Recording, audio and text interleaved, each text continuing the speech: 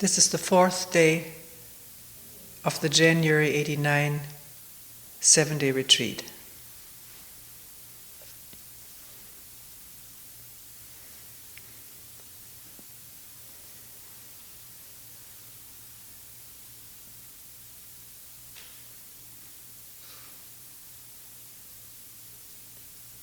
Several people have mentioned, I love it when you talk about your grandchildren. One person went on to say, I really much prefer to hear you tell stories. It's much easier for me to listen to stories than to this abstract way of looking into the mind, the self. I like it for a while, and then there's a resistance building up against that.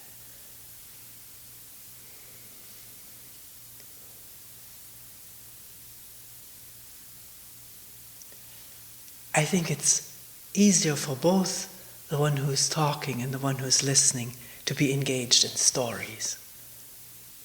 Storytelling hour.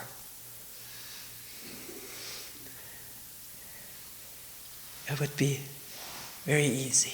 It wouldn't be exacting the way it is to look at something directly that is happening within this mind and body.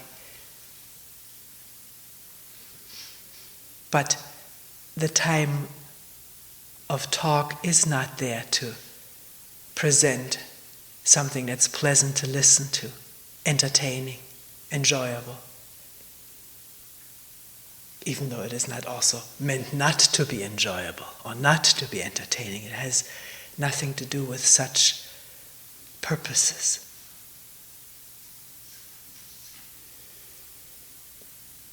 It is for us who are sitting quietly all day long to verbalize some of our questioning, some of what is being looked at and seen, and looking together at a question or a problem without making it personally. The stories have a personal character and they're endearing and they may illustrate something, but they, as I said before, don't have this exacting quality of looking directly. Maybe it can help to do that at times. Maybe one can see something through a story too. Yes, this is the way I am with my child or my parent.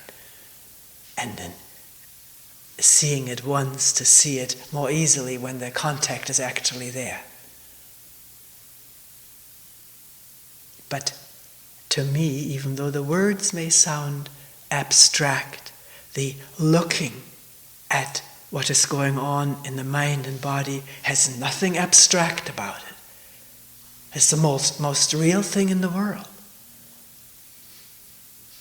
And if we move in this together, then it can be concrete for all of us. But it means no resistance to doing it. No fear of what may be seen or discovered.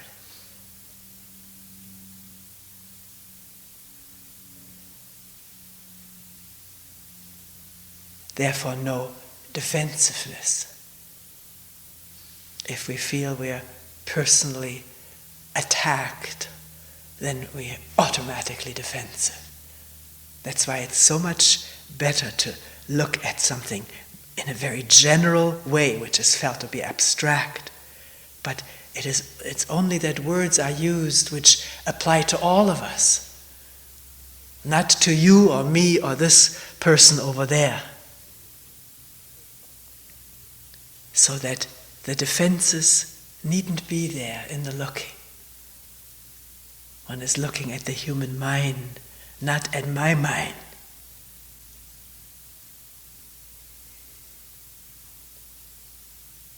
And as the personal defensiveness diminishes and there's opening up, a looking, then there's just the question, just the problem, opening up for inspection, for understanding.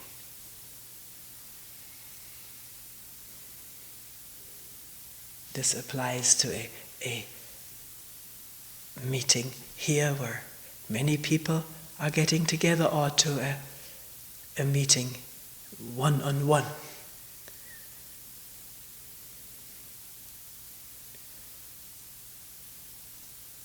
Even in the meeting room, we're always trying to look beyond the personal. Is it possible? Not to deny the personal problem, the personal history or story, but can the workings of this mind that keep all of us in conflict and misery and isolation most of the time be exposed to awareness without immediately doing something about it, or knowing what to do about it, or not knowing what to do about it? Just exposing, seeing, looking, learning. That may have its own operation, its own functioning, which is not the functioning of the me with its purposes and intentions and panaceas.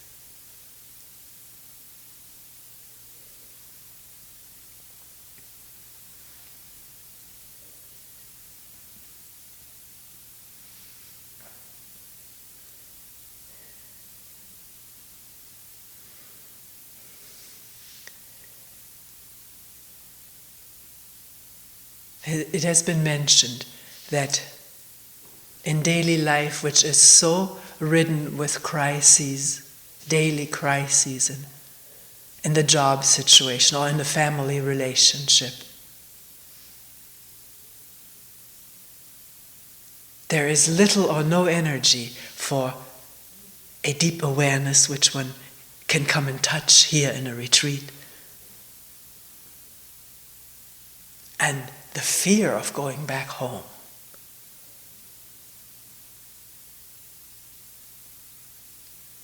Knowing well from previous past retreats, one has had energy, one has come home with energy, and for a while things seem to flow, not stick. But then it gradually disappeared. And one found oneself in the muck again, stuck with the problems. And this fear coming up now while still in retreat, how will it be when I get home? Will the same thing happen? A while of reprieve and then the energy draining away. And with that, the direct seeing and the non-stickiness of problems. Not that there are no problems, but one can see them and deal with them and then not carry them around. Or one sees a problem is insoluble at this moment, so one doesn't try to solve it. By constantly thinking, worrying about it. I think this kind of question requires that we look very carefully, not just here right now, but in our daily life. How do we live? Where does our energy go?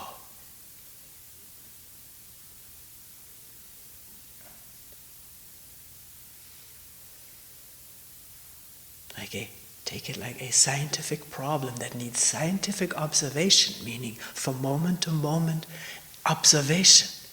Where does the energy go?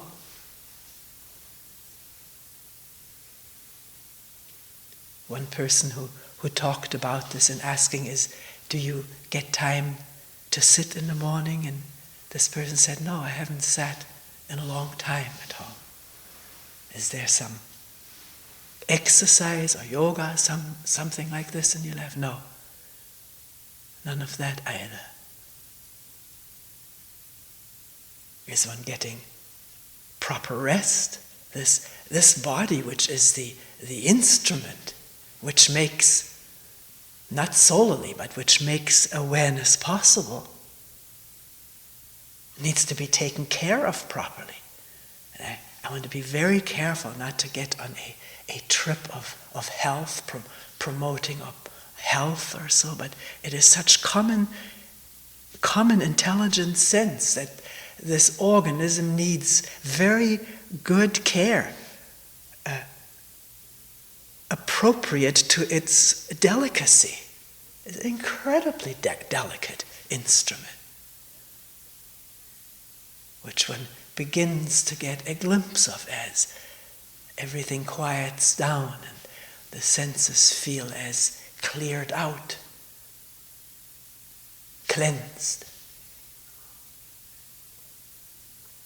So how does one take care? Or is one even thinking in those terms? Or taking it for granted not to need to take care?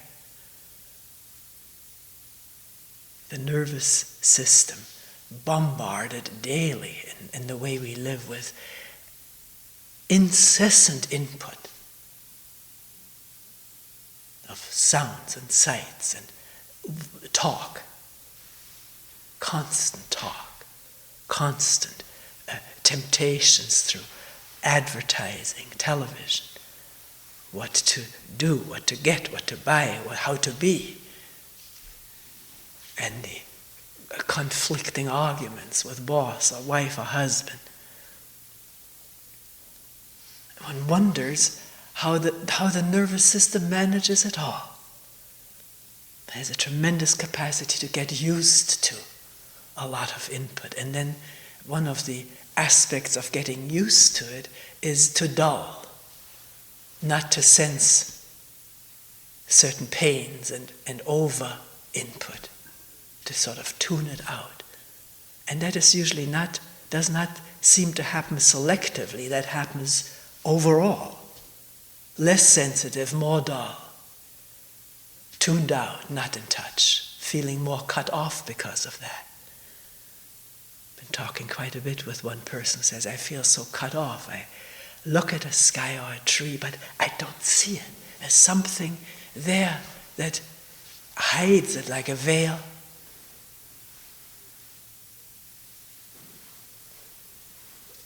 One may have already had an overdose of health talk and maybe other centers or in previous situations, but one must not ignore it just because of that, but look at it freshly and experiment with it freshly. Getting the proper amount of rest, proper for one's needs, and one may not even know what they are. One has to start from scratch, find out.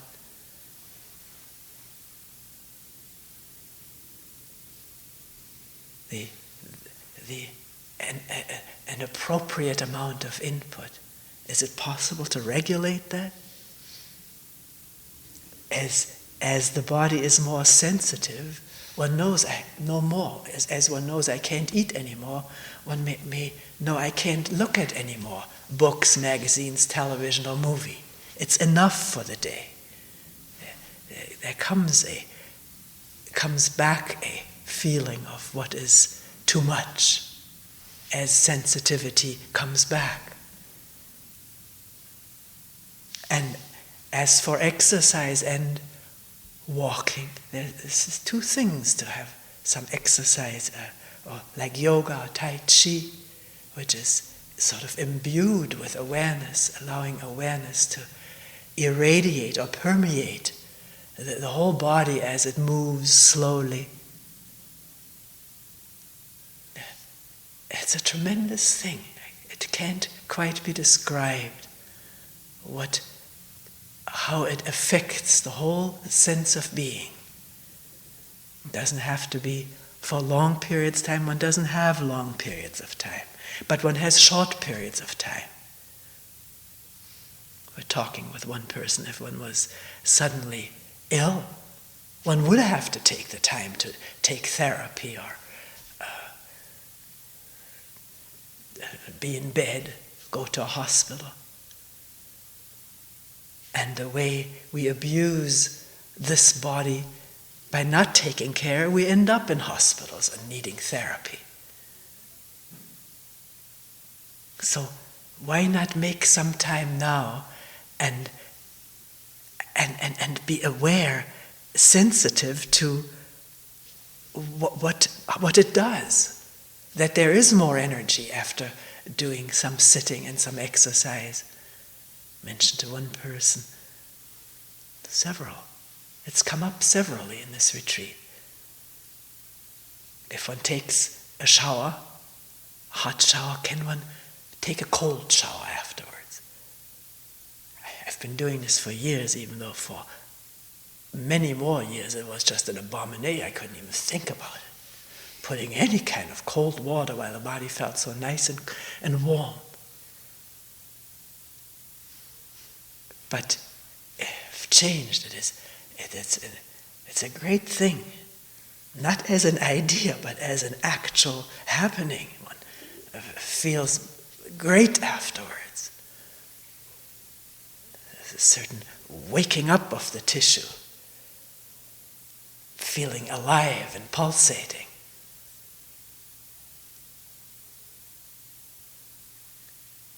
How one eats, what one eats. Does one take time to eat or just gorge down while reading the paper? It's our favorite pastime while eating to read. But something suffers. And please, I'm not saying do this or laying down guidelines, but just talking. That if one really pays attention to eating, the eyes are, as it were, turned inward. Because often when we eat with friends, we talk while we're eating. But the eating is not the same as in a retreat when one doesn't talk while eating. It seems to be the chewing, the swallowing, the whole digestion goes better. So in eating while one is talking, can there still be attention on it, so one doesn't gulp down before one has chewed it well. We have certain so unconscious habits of eating which are worthwhile making aware, not in order to change necessarily. The change comes on its own when there's awareness. Then the chewing and swallowing may change without any intention to do so, just because the mind isn't occupied with 10,000 other things while eating.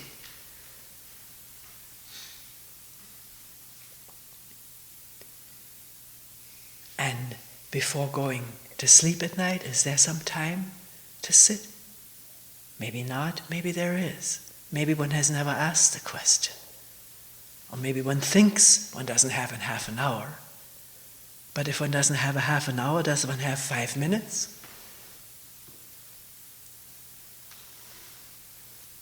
One person said, why is it that we have such resistance, that the ego has such resistance to doing this kind of thing? Does it already sense its demise? That it may have to go in the process? I don't know. But the best time to find out what this resistance is all about is by sitting with it for a moment.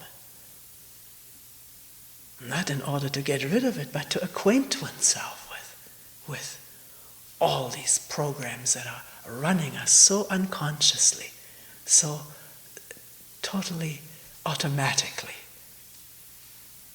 and determine how we feel the next morning, the day, or for weeks on end.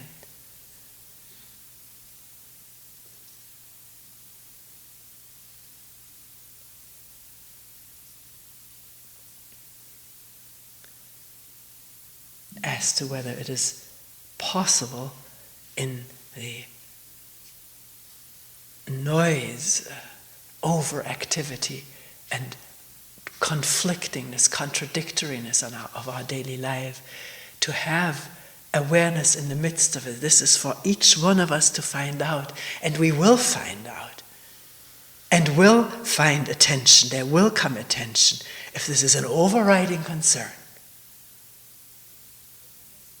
But if we do this sort of scientific moment by moment observation in our daily life, when we come back, we may find that we have a lot of other priorities which at the moment seem so much more important. And we're so much more drawn to them. The momentum may start to take over, to go with this and this and this. Can one watch all of that? So one becomes intimate with what is going on.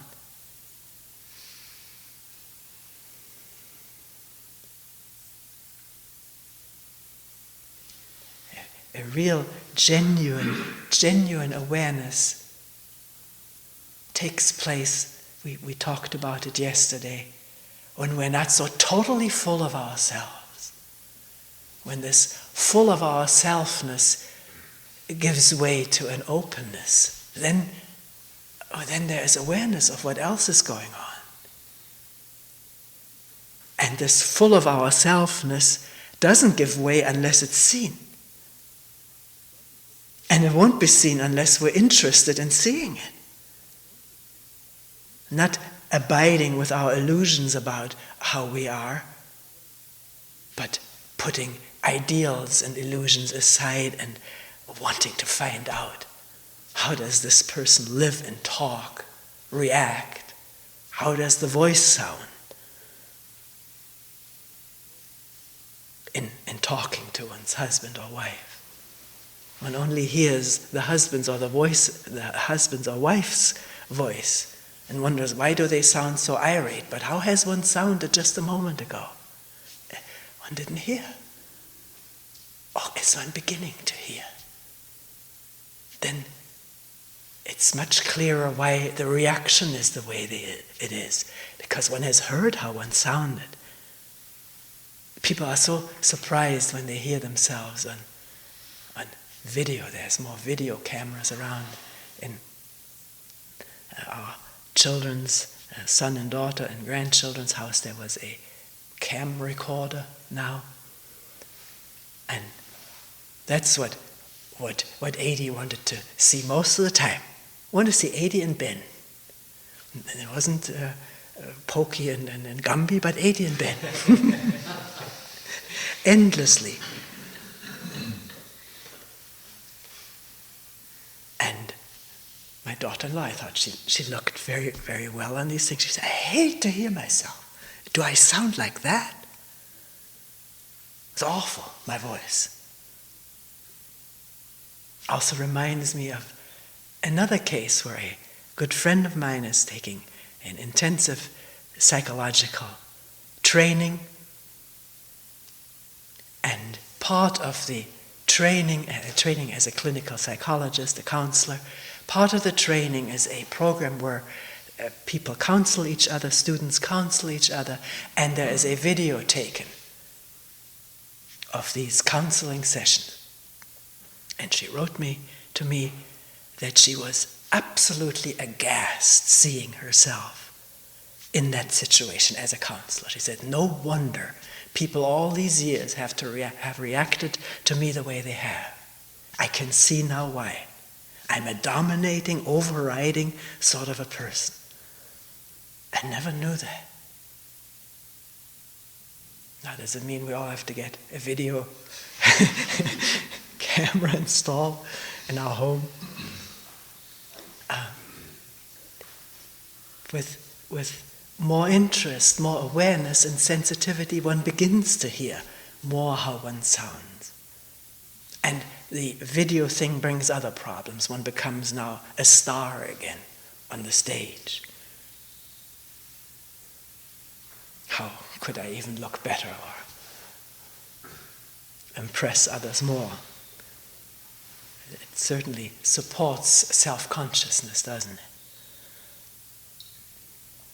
And that's a question that often comes up. Isn't all the stuff you're talking about, doesn't it strengthen self-consciousness? I hate to be so self-conscious already. And now I'm afraid I'm becoming more and more self-conscious. So we have to look at what we mean by self-consciousness.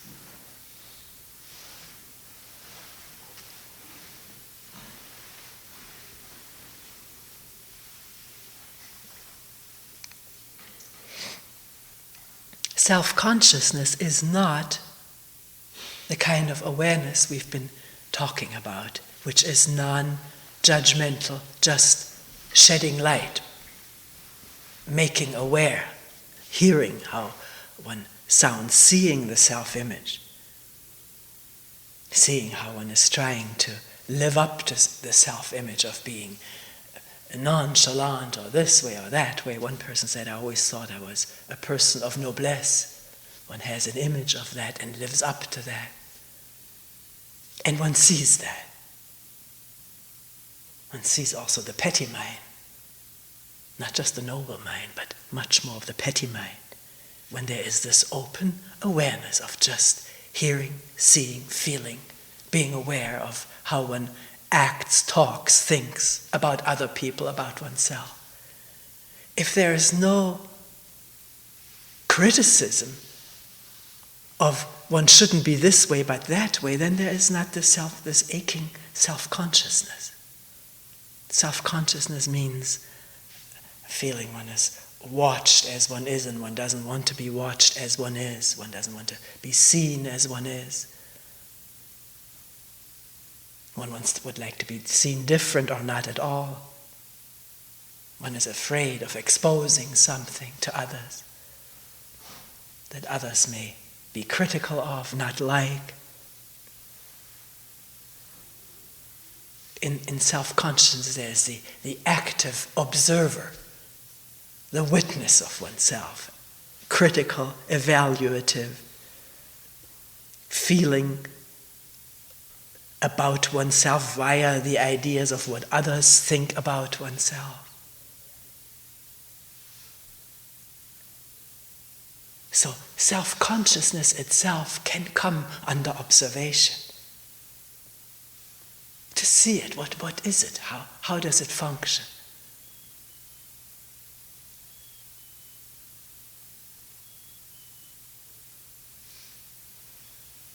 My fear of how I look to others and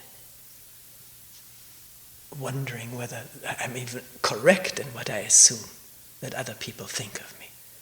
They may no more be interested in my walking by than the man in the moon. But I think they're watching me, and I don't want to be watched. See, the mind can create an audience which is fictitious. Maybe using people who are there, but assuming things about people who are there which are fictitious. But yet putting oneself under the impact of these assumptions about what other people think, whether it is true or not. Can we see the straitjacket that this mind is capable of building, constructing from moment to moment?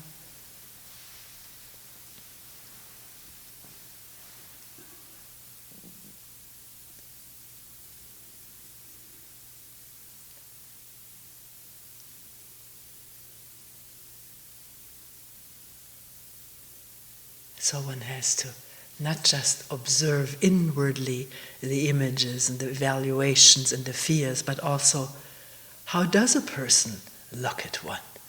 And one may find a person hasn't even looked at me.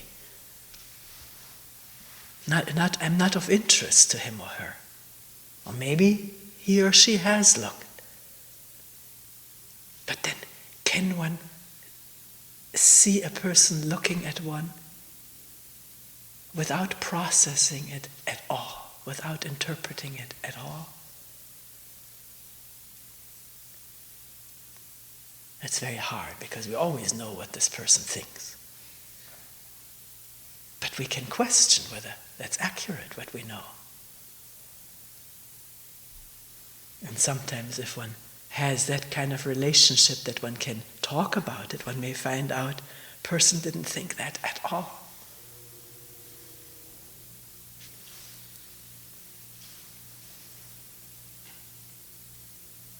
people thinking it. Others have it in for them, think that they're bad, undesirable, unworthy.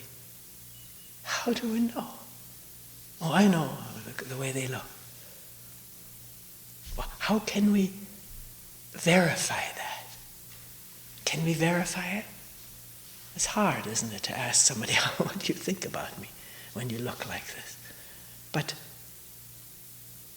with some people, one gets together, one can discuss it, to start somewhere a process of real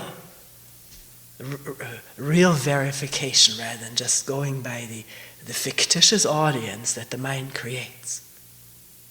For better or worse, sometimes one has the audience thinking everybody just loves me, performing all the time, which starts with at such a tender age. One of the most pleasant and satisfying things to our little granddaughter and grandson, he has grown out of it a little bit because he had the sister who got it all, is to have all eyes upon her. At least two, minimally two, but the more the better. And then you can see her beginning to perform and live up to all of this glory.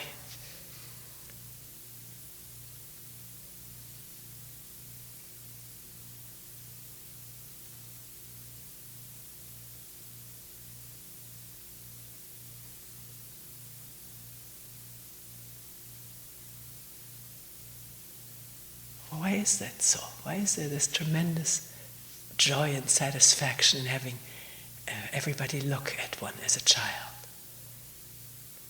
Paying attention, giving attention.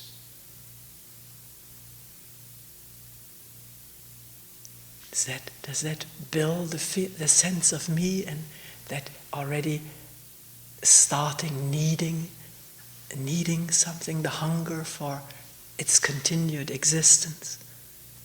As image, as me, because it can't survive without being fed by thought and image.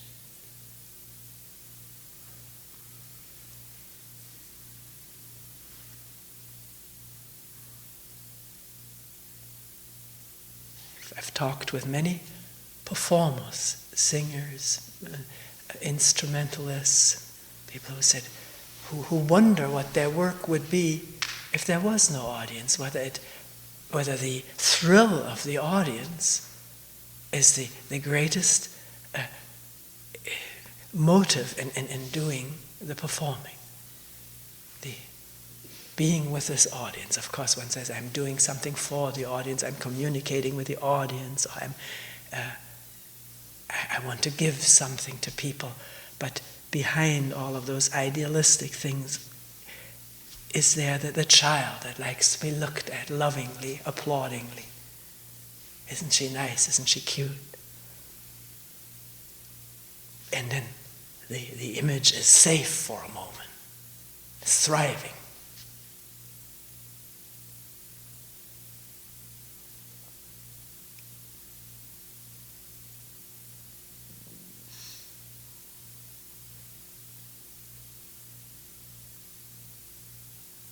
Of course, like with everything else, goes the fear of the audience disapproving. There's no security in any of the devices of the self. Today it's applause, tomorrow it's criticism or rejection. And with it go our ups and downs, our elations and depressions. And we live like this and continue to live like this. Why? Why do we put up with that? Just because it's a habit? One has to find out. And find out if it's possible to live without a visible or invisible audience, even though people are all around one, but not to use them as audience. Maybe one of the reasons that the eyes stay closed in talking, so that people listening don't become an audience. In talking, I don't see anybody, I just see what I'm saying.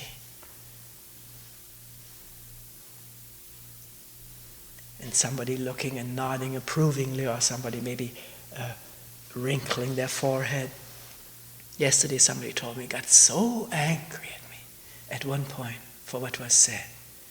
Well, in seeing that, would the mind immediately process it, and then one would not see what one was going to say. So, it's much nicer without an approving or disapproving audience. And this way we can all be in the same thing.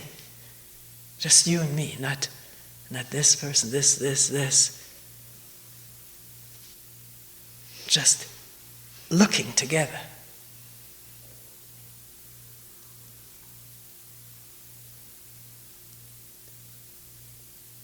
Not for approval, not afraid of disapproval, but looking at how is it and why is it so. So we have to look.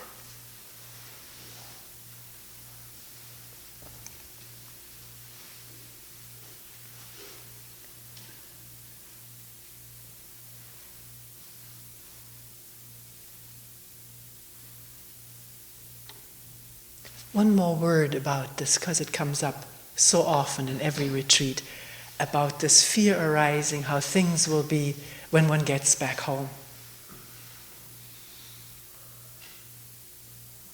We have talked a lot during this retreat about the power, the immense power of thought to influence action and further thought and feelings and emotions. Why does one have to have any knowledge or conclusion about how things are going to be when we get back home based on how things were in the past? That's already a pressure set up in the whole system, mentally, psychologically, physically. Can one leave open, no matter how many times it's been like this, leave open how it's going to be this time? One doesn't know. So one doesn't arrive and move already now with pressure. And that pressure has effect. No pressure, that effect isn't there.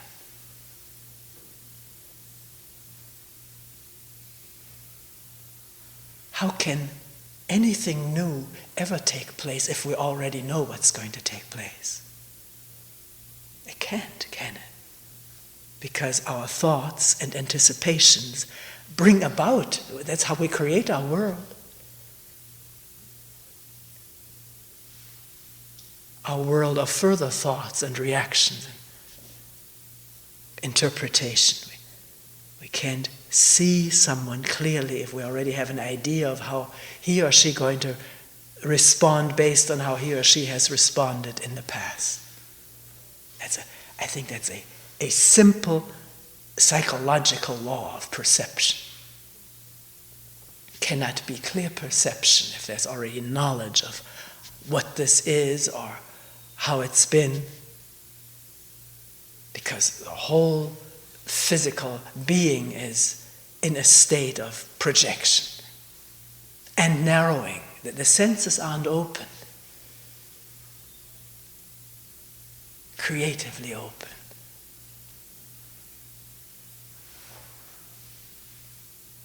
And one knows from experience, if somebody meets one in an unpreoccupied way, and one can tell that, then one doesn't have to respond with guilt. Did I do something wrong? I did something wrong. She remembers. So can one meet each other unpreoccupied, even though remembrances may come up, the computer may already have thrown something up, but see it for what it is, a very limited, fragmented image, which has nothing to do with this person there, or with the situation, or with the work. So it's a tremendous challenge, isn't it? To look anew at the work, at the husband or wife, the landscape, the home, unpreoccupied. Not expecting that everything will be rosy, of not expecting anything. Expectation, again, puts a film over the senses. So, one needs to observe expectation, observe the image that comes up, the memory. See it. If one doesn't see it, it operates. And then one finds, well, I was right. It did come the way I thought.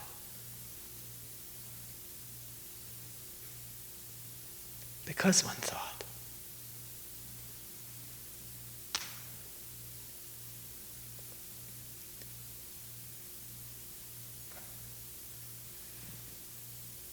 Does this all sound very idealistic? Sometimes people tell me this. You're just spreading a new kind of idealism. It becomes an ideal if we want to get that or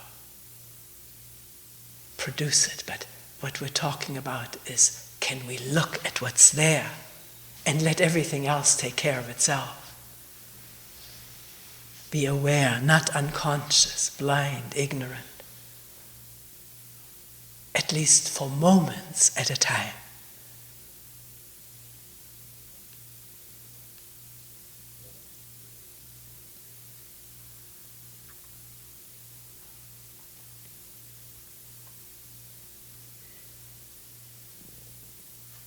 Somebody said,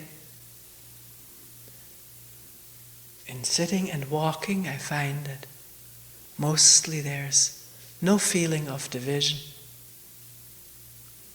no feeling of duality, of an observer there or an experiencer there. It's just the walking or the sitting and thoughts coming up and going.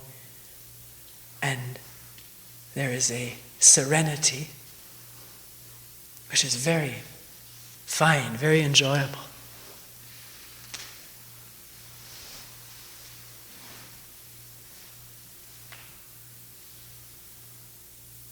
To the question whether there is an enjoyer of it, with some hesitation for a moment, but it doesn't have to be an enjoyer.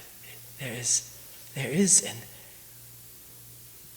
an intrinsic joy in no conflict, in a state of being without conflict, without duality, without separation or cut-offness. In that state there's joy and maybe even love. And then the questioner continued, is that all? Is there something more?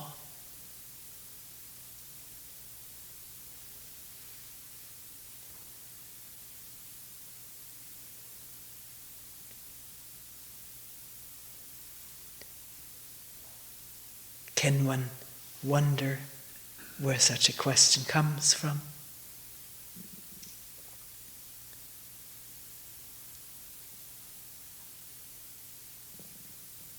Seems almost we're born with this question. More. Is there more? Can I have more?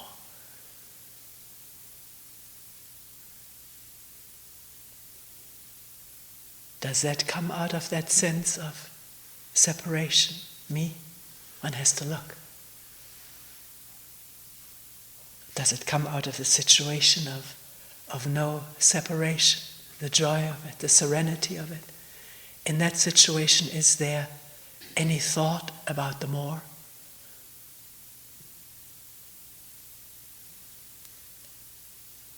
Or is there a reflection, I am having this now, and I'm enjoying it, and I'm just wondering, is that now all there is to spiritual practice, or is there something more?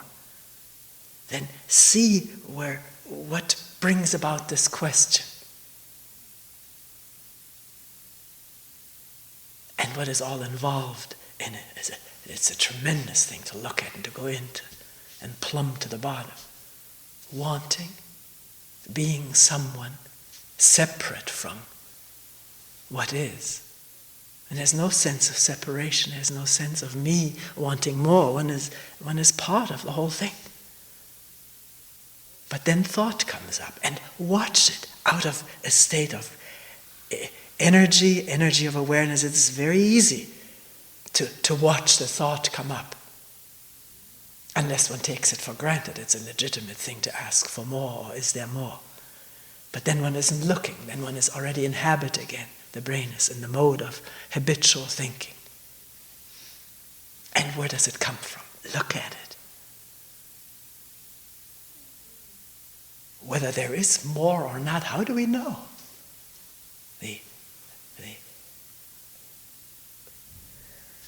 How can one even talk about it? The wholeness or infiniteness of being, of life, is not knowable, is it? What is known is always parts and pieces from fragmented knowledge, fragmented memory, which tries to capture something it can't capture. It's impossible for thought to capture what is not related to thought.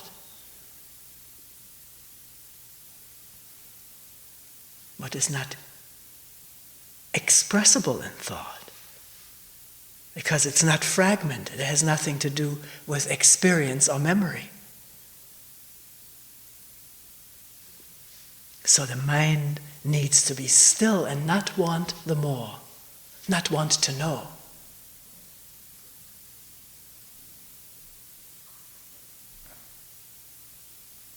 And then what is there? Find out. Not to label it, but wondering, what is there when the mind doesn't know and not want to know? That's very difficult, because that's what the brain wants, is to know. Make it its own and store it away as knowledge. And with that, an instant of no thought, serenity, wholeness, has become a memory chip. A little piece of information.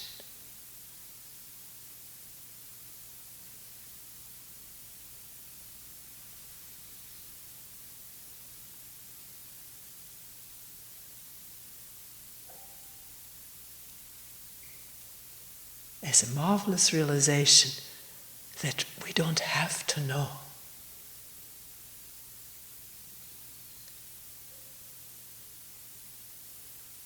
In terms of the mode of the brain, it can be quiet.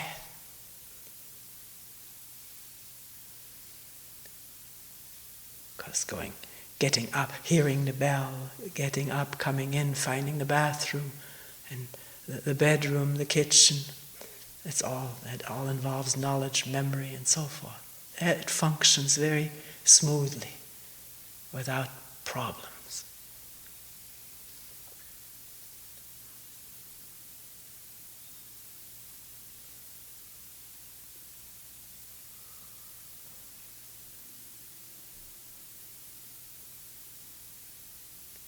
But in going back home, since we talked so much about it, back on the job, back with a family,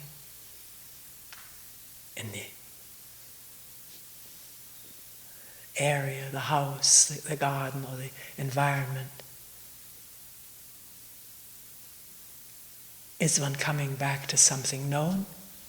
Or is it possible to look and listen and feel freshly for moments at a time?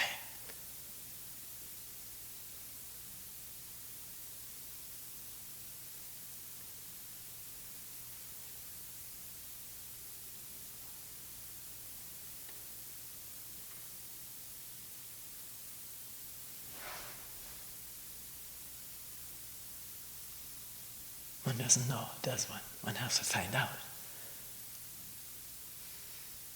So why worry about it now?